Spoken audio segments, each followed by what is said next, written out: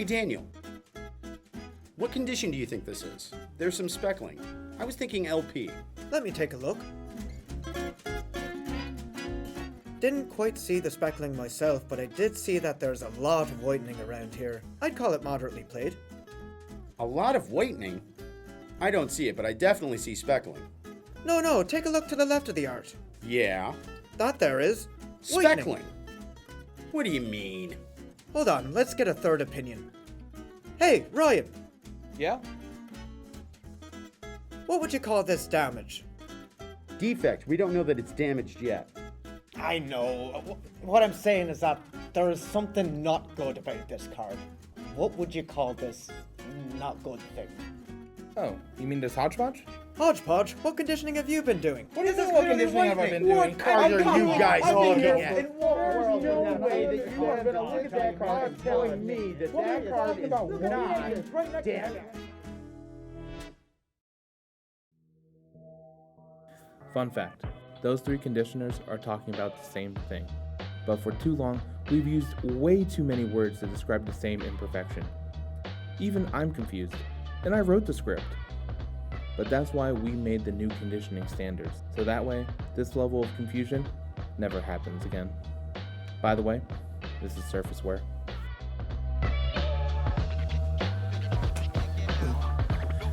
Now, at some point during your time handling trading cards, you've probably done some conditioning, probably a lot of it, and even excelled in it. We want to make sure that you have the common language and tools to showcase that, and that's what this training video is here to provide. That said, this video is only meant to be an introduction to the new conditioning standards. For more information, please check out the conditioning guide on the TCGplayer website. But with all of that out of the way, let's jump into it. So, let's start off with reviewing different conditions you might see on these cards. First, Near Mint. This is a card that has minimal handling or playwear. Keep in mind, this is not the same as a PSA 10 Gem Mint. There are very slight imperfections which we allow, but we'll go into that in detail later in the video. What we don't allow though is surface wear, grime, bends, faults, or damage on Near Mint cards. Now we'll go to lightly played. This one is a little more used, showing some of the signs of handling and play, but nothing too significant. For moderately played, this one's been around a bit, showing significant use and wear, but not major imperfections or damage. For heavily played, let's be frank, it's looking kinda rough. Pretty much as long as it's not damaged, it's heavily played. Then there's damaged.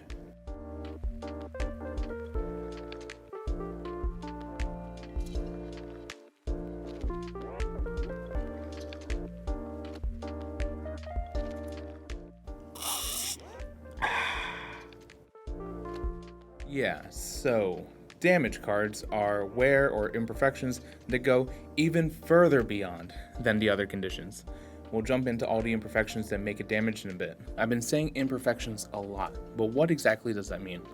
This is actually the new term we're using to describe things that are wrong with the card, that come about from manufacturing errors or use. But we have 10 major categories that everything else will fall under, and so these are 10 that you'll really want to know. Edge wear, scratches, scuffing, surface wear, bend, grime, indentation, fault, damage, and defect. So, let's break that down even further. As a quick note, I am going to throw a lot more terms at you other than these 10, but I'm going to put them over to the side of the images here. These are the other terms that people often use, but they all refer to our top term, as this is the one that we want you to use, and eventually want the whole industry to use. So, starting with edgeware, this one is kind of self-explanatory. It's loss of color, sheen, or material along the edges of the card. Things like border wear, fraying, flaking, and nicks fall under this category. For scratches, this is a break, score, or mark on the card's surface. Scores or gouges are the same thing here. So, you know how a group of crows is called a murder? Well, fun fact, a group of scratches is called a scuff, and it's also our next category. Scratch groups and clouding also fall into this scuffing designation. Next up is surface wear. This is wear that causes the card stock to show through the card's image or color. Next, we'll go into bends. This is a line or a ridge from folding, pressing, crushing, or doing the infamous bridge shuffle.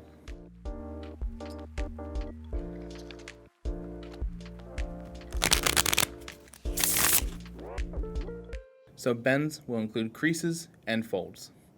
Next is grime, which just has other material on it, such as dirt or play dirt. If there's something on it but it's not play dirt, then that's a whole other category. Indentations. This is a notch or groove on the edge or the surface of the card and breaks the card's 2D reality and enters the realm of 3D. Things like dings, fingernail marks, dents, and pockmarks all belong under indentation. For faults, these are minor imperfections within the card stock, so splits, peeling, speckling, bleeding, water drops, water marks, and rippling all fall under faults. Now, onto the big one itself, damage. These are severe imperfections that impact the card's integrity. So things like tears, holes, flimsiness, sun damage, bleaching, and the classic foreign substance. You know, when it looks like there's stuff on the card that you know is not play dirt, but the mystery of it all is too overwhelming to handle, yeah, that foreign substance. My bet is, it's spaghetti sauce. And lastly, there's defects. These are imperfections that happen on the printing and manufacturing side of things. This can be weird inking, blurring, crimping, miscuts, errors, damage, missing or misplaced holofoil stamps, print shifts, etc. But let's actually dive into that a little bit more. So, defects are divided into two groups, defects that impact the card's integrity and those that do not. Things that impact the integrity include crimping, miscuts that go beyond the 70-30 border shift, ink errors that cover really important information, missing holofoil gems, etc. These integrity impacting defects are automatically damaged, so easy. Now, defects that don't impact the integrity, like print errors, some ink errors, missing ink, etc., require a little bit more analysis. Slight imperfections are allowed at near mint. Minor ones are allowed in both lightly played and moderately played. Moderate imperfections are allowed in heavily played. Major imperfections should be listed as a listing with a photo under the condition it would have qualified for had it not had this defect. I know that's a lot to process, but your TCGplayer reps can help with any questions that you might have. Plus, don't forget we do have the conditioning guide up on the TCGplayer website that does contain more details. But now that we've talked about all the different types of imperfections, let's talk about severity scale. For severity, we have 4 classes: slight, minor, moderate, and yikes! I mean major. Each imperfection has a very specific measurement for what's allowed at each condition, but let's generalize to make things a bit easier to share. First is slight. This is minimally impacting the surface area of the card. So we're looking at something that's no more than a centimeter or 2% of the surface. Then we go to minor. The imperfection in question is no more than 2 centimeters in width or height, or less than 5% of the card. Next up is moderate. This one is impacting a significant portion of the card. For measurements, we're looking at no more than 3 centimeters or less than 10% of the card. Lastly, there's major, and that's pretty much anything that exceeds the moderate levels. Now, I know you're probably thinking to yourself, wow, this is a lot to process and take in. To that I say, it is! But we do have tools to help with your assessments if you need them. But now that we know how to scientifically assess a card, let's actually put that into practice. So, each severity has points associated with them. Slight imperfections are 1 point, minor is 2 points, moderate is 4, and major is 8. Now, what do these points actually mean? Well, if we go back to the conditions, each condition has a point limit, as well as some exclusions for what imperfection can be present. So, for near mint, you're allowed 3 points. This can include slight edge wear, slight scuffing, slight indentation, and minor scratches. Everything else, get it out of here! Lightly played allows for up to 6 points. This will be minor edge wear, minor scratches, minor scuffing, minor indents, minor bend, slight surface wear, and slight grime. Faults and damage, not in this house. Bring that to moderately played. Here we can go up to 12 points, and a lot of moderate stuff. So we're looking at moderate edge wear, moderate scuffing, moderate indent, minor surface wear, minor bends, minor grime, and minor faults. If you've got more than this, then you probably have heavily played, where we can go up to a whopping 24 points. This will contain moderate edge wear, moderate scratches, moderate scuffing, moderate surface wear, moderate indentation, moderate grime, moderate bend, minor faults, and moderate defects. And if you have something past that, you've officially entered the damage zone.